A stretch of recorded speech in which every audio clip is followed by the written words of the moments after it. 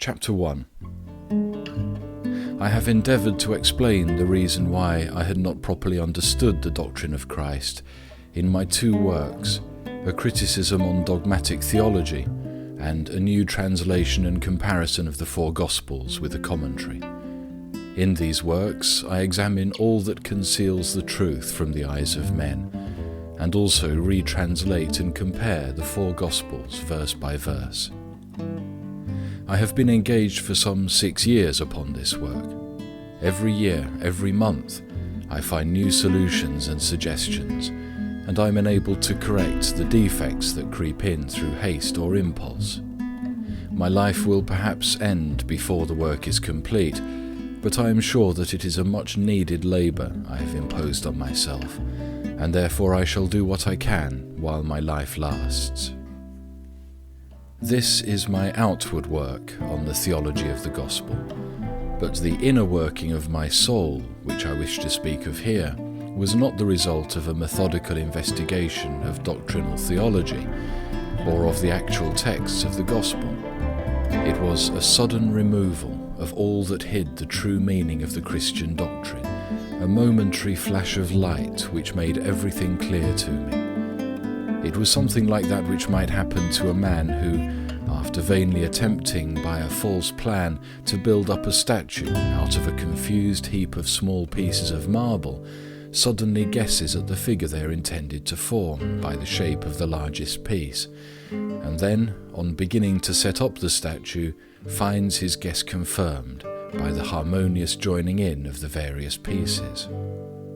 I wish to tell in this work how I found the key to the doctrine of Christ, by the help of which the truth was disclosed to me so clearly and convincingly. I made the discovery in the following manner.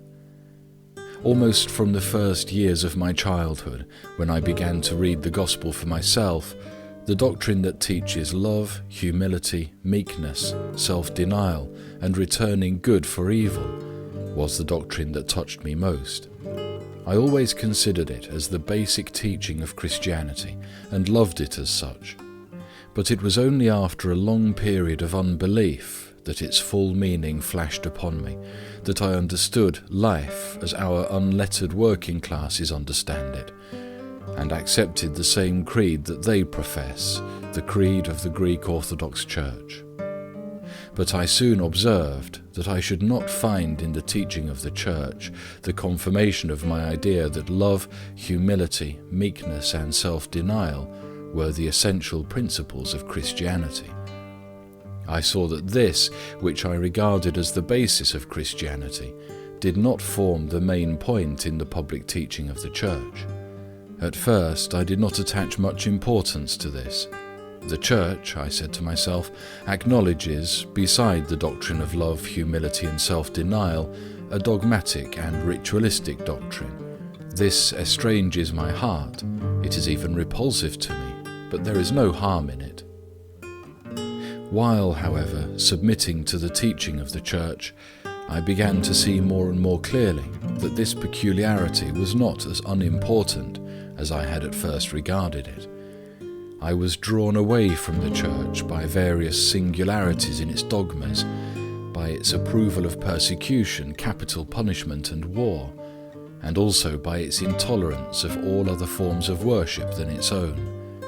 But my faith in the teaching of the Church was shaken still more by its indifference to what seemed to me the very basis of the teaching of Christ, and by its evident partiality for what I could not consider an essential part of that doctrine. I felt that there was something wrong, but I could not make out distinctly what it was, because the Church did not deny what seemed to me the main point in the doctrine of Christ, though it failed to give it its proper position and influence. I only passed from nihilism to the Church because I felt the impossibility of living without faith, without a knowledge of what is good and evil, resting on something more than my animal instincts.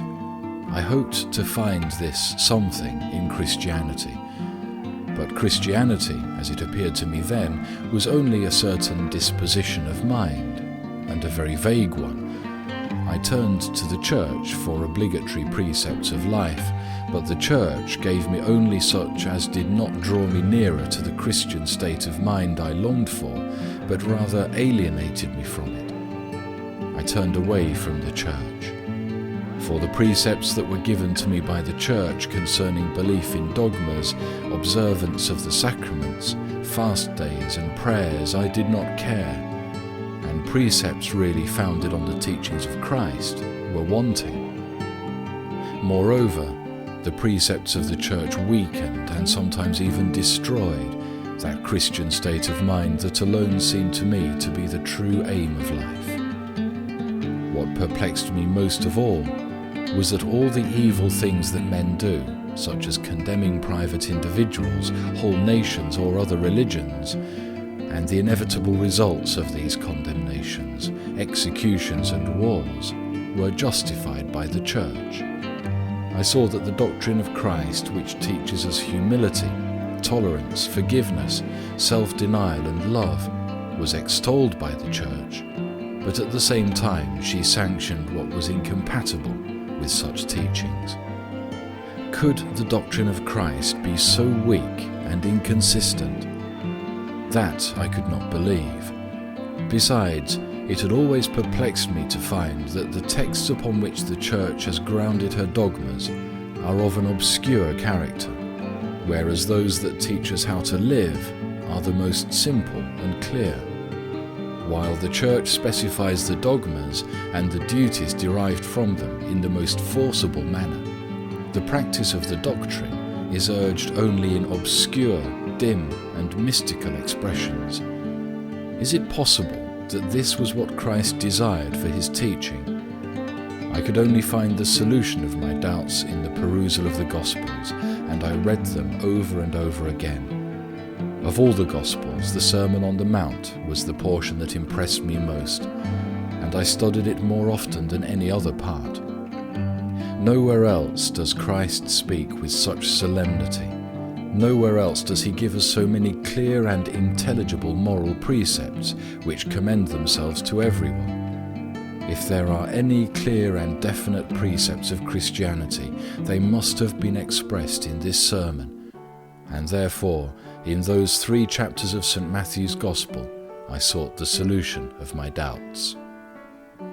Many and many a time I read over the sermon, and every time I felt the same emotion on reading the texts about turning my cheek to the one who strikes me, giving up my cloak to him who takes my coat, being at peace with all men, and loving my enemies.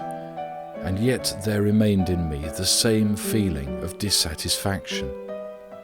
The words of God were not as yet clear to me.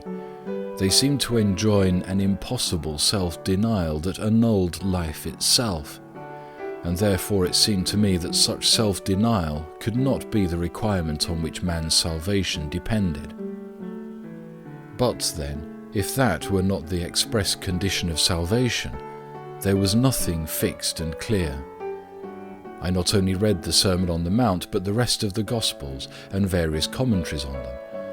Our theological explanations tell us that in the teachings of the Sermon of the Mount, an indication is given of the perfection after which man must strive, that man, being full of sin, cannot attain this perfection by his own unaided strength, and that the salvation of man lies in faith, prayer, and the gifts of the grace of God. But these explanations did not satisfy me. Why should Christ have given to us such clear and good precepts, applicable to us all, if he knew beforehand that the keeping of them was impossible by man in his own unaided strength? On reading over these precepts, it always seemed that they applied to me, and that I was morally bound to obey them. I even felt convinced that I could, immediately and from that very hour, do all that they enjoined. I wished and tried to do so, but as soon as any difficulty arose in the way of my keeping them, I involuntarily remembered the teaching of the Church, that man is weak and can do no good thing by himself, and then I became weak.